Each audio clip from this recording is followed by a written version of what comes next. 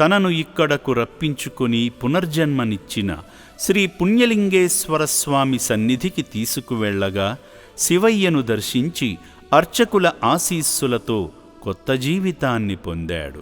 వినోద్ కుమార్ నామధేయస్య అస్మాకం సహ కుటుంబానాం క్షేమ స్థైర్య విజయ వీర్య అభయారోగ్య ఐశ్వర్యాభివృద్ధిరస్తు. శ్రీ పుణ్యలింగేశ్వర స్వామి సన్నిధౌ పుష్పపూజాంచ కరిష్యే. ఓం శంకరాయ నమః, జ్యోతిర్మయ నమః, లింగస్వరూపాయ నమః, అర్ధనారీశ్వరాయ నమః.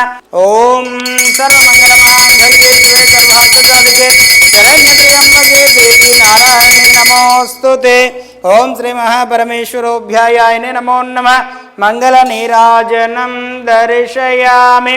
నమః పార్వతీపదయే. హర హర మహాదేవ శంభో శంకర. ఓం శతమానం భవతి శతాయ పురుష శతవేంద్రియ ఆయుష్యేంద్రియే ప్రతిష్టతి. శతమనంతం భవతి శతమైశ్వర్యం భవతి శతమితిం శతం దీర్ఘమాయు. శ్రీ పుణ్యలింగేశ్వర స్వామి దివ్య అనుకూల్యతా ఫలసిద్ధిరస్తు తథాస్తు. బుద్ధిమంతునిలా బొట్టు పెట్టుకుని ఉన్న వినోద్ను చూస్తుంటే 2 గంటల ముందు చూసిన ఆ యువకుడేనా ఇతను అనే అనుమానం కలగక మానదు.